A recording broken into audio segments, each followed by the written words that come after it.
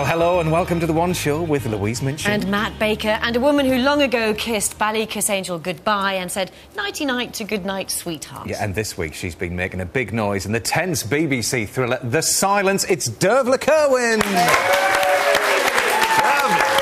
Lovely to see you. Now, I tell you what, I have been gripped, I really have, with The Silence. Have you been watching it yourself at home? I have to confess, I am not a Catholic at all there with that opening line. I have to say that I actually find it very, very difficult to watch anything I've ever done. So, do you? Yeah, I wait about a good 9 months and then I look back and think, oh, it's okay, it's okay. Yeah. But I've read the reviews and I've read the previews and it's going well, so it's nice to be here to promote something that is actually delivering. But presumably you get lots of text messages from all your friends and emails and they tell you what's going on, do they? Yeah, they do, and I unfortunately or fortunately have good enough friends who never lie. Oh. So I know when I've been in something when it's been really rubbish, because you just hear nothing. Silence. It's just, it's awful, and I think, oh, come on, you could have said something. Yeah. But with this, it's been a continuous stream, so brilliant. Well, we'll talk really about good. it a little bit. I can't wait for tonight's episode, but there we are. Anyway, on we go. Yes, despite the turn in the weather, it is definitely still summer, and you know what that means. It means popcorn. There we are. It It's time for the big summer blockbusters, yes. And this weekend sees the release of one of the biggest, Leonardo DiCaprio in the mind-melding movie Inception. We start. We create the world of the dream. We bring the subject into that dream, and they fill it with their secrets. Then you break in and steal it. Well, it's not strictly speaking legal. It's called Inception.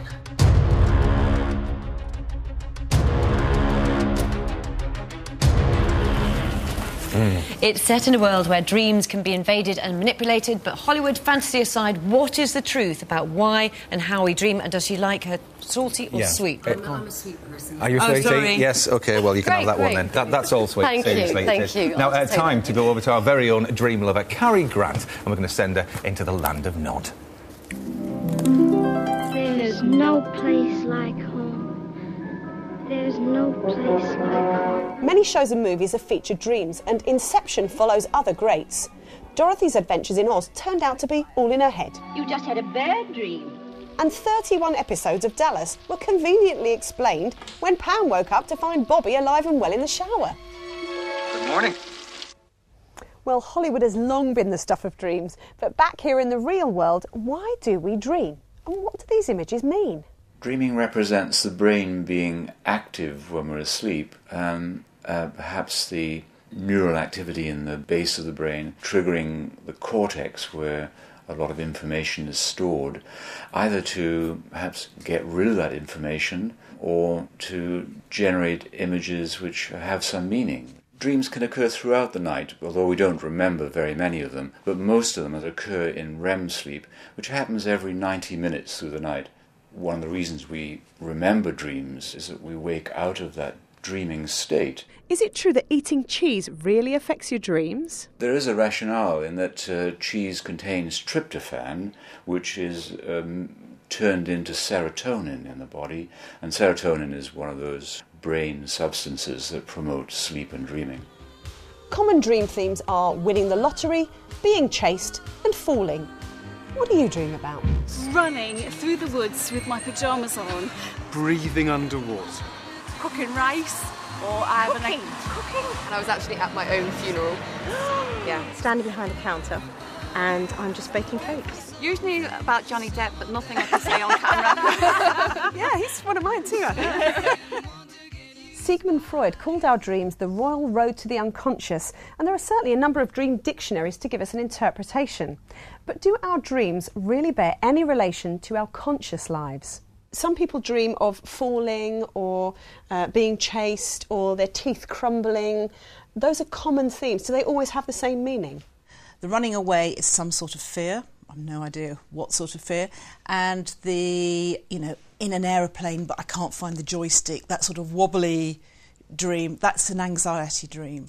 But I'd be loath to put any this means that interpretation on any dream, because the dreamer is the best person to interpret the dream. But sometimes we have those dreams where it's something very present, and then randomly it will be like an old school friend, or not even a friend, just someone from school randomly appears in a present dream. What does that mean? You probably associate something with that old school friend. Maybe it's confidence, maybe it's beauty, maybe it's envy. She might stand for something. So do all dreams have meaning? Well, I think they do, but that doesn't necessarily mean that it's true. Sometimes you can't find a meaning. That doesn't mean to say there isn't one there. How important is it to dream? If you don't dream, you'll go mad, because you'll start to dream in your waking state if you're not dreaming when you're asleep, and you'll start to hallucinate when awake. So we need to dream. So it seems that the strange stories we see in our sleep might actually tell us something more about ourselves than we realise. Shame we can't always remember them, though. Sweet dreams. Here's hoping some of them come true. Dream, dream, dream, dream, dream. Oh, lovely. And the wonderful Carrie is here. And good news, you're awake. Thank goodness. At last. Exactly. Managed to wake up for it. Now then, there's quite a few dreams that have actually changed the world in ways. Yeah, and many of them actually more like premonitions as well. So in that clip, we're talking mainly about dreams being a bit of a brain dump. But there were people like Paul McCartney, apparently, dreamt that he saw a piano, went up to the piano, started pressing notes, and the melody of Yesterday was in a what dream. he heard, and that's how he wrote. Which a lot of artists actually do have dictaphones by their beds, that's right. so that when they have, playwrights, if they want to have a piece of script or a piece of song, they can just quickly put it down and get back to sleep. Writers as well? Yes, of course. Mary Shelley, with Frankenstein, apparently dreamt the monster. Which is quite an awful thought. Which is a nightmare, not a dream. Yeah, absolutely, total nightmare. Maybe she thought it wasn't a nightmare, I don't know. But she apparently dreamt of the monster. And saw someone, he didn't know who, in grave clothes, surrounded by soldiers, and he went up to the soldiers, and he knew it was outside the White House. He said, "Who's dead in the White House?" And they said, "Someone has assassinated the president." This was 3 days before he was shot. Which is really spooky. You'd take the hint, though, wouldn't you? Yeah, you would, aye. You'd say, "Do you know what, I'll take a break. I'll go on a holiday for a week. I'm the president. I can do what I want." And you've had a bit of fun with some of our dreams as well. We've told you what mine is a recurring dream. I'm obviously a newsreader, and I can't make it to the newsroom. I can hear the music for the headlines. I can't get my makeup on. I can't open the door. My pass doesn't work, and I don't make it for the headlines. Yeah. I have to say, these are not my interpretations. Okay. These are what people have said. Are you someone who over-rehearses? No. Are you someone who under-rehearses? Possibly. Right, OK. Now, apparently this is either you're completely rehearsaholic or you don't rehearse hardly at all, and then you get to the last minute and think, oh, my gosh, I don't know if I'm prepared. Oh, dear. And you can apparently avoid doing that, having those dreams, by having some time before you go to bed where you just think nothing about your work. Take work. That's impossible, though, isn't it? Exactly. Yeah. I have missed the headlines as well. Anyway.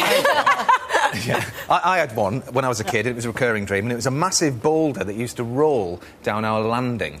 And I couldn't get away from it. And it looks a bit like that. Yeah. So, do you want the nice interpretation or the horrible interpretation? The horrible one, yeah. Just go for it, yeah. OK, I think you might have done better to choose the nice one. Right. OK, apparently this is common amongst children, this kind of running away from being chased, flying, those kind of things. Yeah. Now, the stone could mean your home life.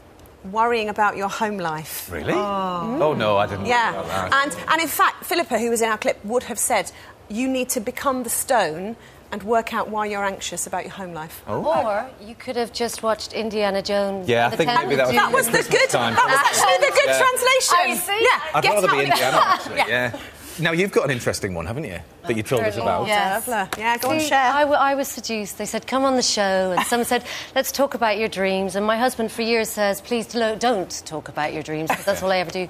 So I had this dream that I was in this huge mansion and there was a chess game and there were all these sort of various pieces that I had to manipulate. And once I'd done that, everything in the house started moving and working, and I'm sure it's OK, we're going to have to be really quick on this. Lovely dream. This is about you exploring your inner thoughts, your mind. So you're someone who's someone who delves deep, digs deep. Absolutely, yeah. Basically, you're much cleverer than either of us. That's a really nice interpretation. Thank you. We'll leave it there. Carrie, thanks ever so much, and sweet dreams to you as well. Now then, television has greatly evolved over the years. Right now, you could well be watching us in HD, high definition there, a bit of widescreen as well, but 50 years ago, we would have looked like this. Oh, I like Well, it. it's claustrophobic, actually, isn't it? 80 years ago, you would have seen us like this. Oh. Don't adjust your sets. Yes, but you wouldn't be watching us at all if it wasn't for the inventiveness of another dreamer. Marty Jobson has been to see the very first household to complain that there was nothing worth watching on the telly. Today we take television for granted, but 100 years ago we could only just broadcast sound.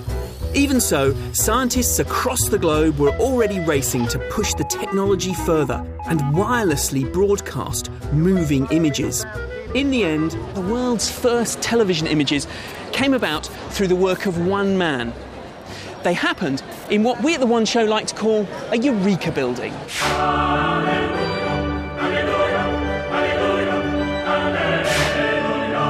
Today, 22 Frith Street in London is best known as an Italian bar and restaurant. But upstairs, in 1925, it housed a homemade laboratory run by a Mr. John Logie Baird. At his previous laboratory in Hastings, Baird had already developed a system that transmitted shapes and shadows from one place to another.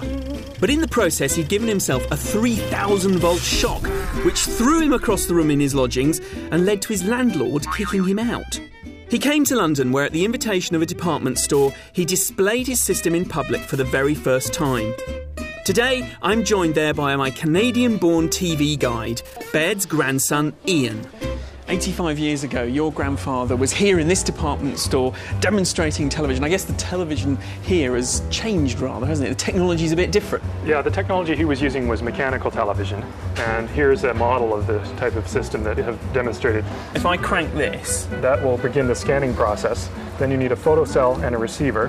Hey, look, something's coming through. Look there, there's a cross. To us here with our sort of amazing displays, it seems sort of very simple, but I guess at the time it must have been really mind-blowing for the people who saw it. Only about 1 in 1,000 of them would have had a radio set, and the idea of sending images across space using wireless was revolutionary or something magical. The images were quite rudimentary though, and when Baird saw the system, he knew that this was something that was good, but he saw something more in the future.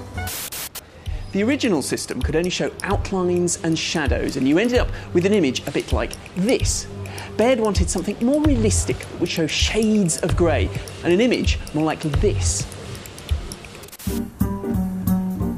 With the money he got from his demonstrations, he would further develop his system in his laboratory, until Baird had a breakthrough right here in the rooms at 22 Frith Street when he came up with this. Well, this is a replica at least. The lighting Baird had to use was so bright there was a risk of actually setting fire to the subjects. So what he used to use was a dummy. This is Stooky Bill. And the lights we use today are much less bright, so that's all right. Well, hopefully it will be Stooky. What we do is we set Stooky here and we point the television camera at him. Inside the television camera there's a spinning disc, just like the one at the department store. Drilled into the spinning disc are a series of holes in a spiral, and they effectively scan across the image of Stooky Bill. And the light that goes through those holes is turned into an electrical signal by this little detector here. That electrical signal goes down a wire to a television set. This device has also got a spinning disc in it, and the electrical signal from the camera is turned back into light, and hopefully what we should be able to see is the image of Stooky Bill right there. Let's give it a try. So 85 years later, Ian Baird is here to flick the switch commemorating his grandfather.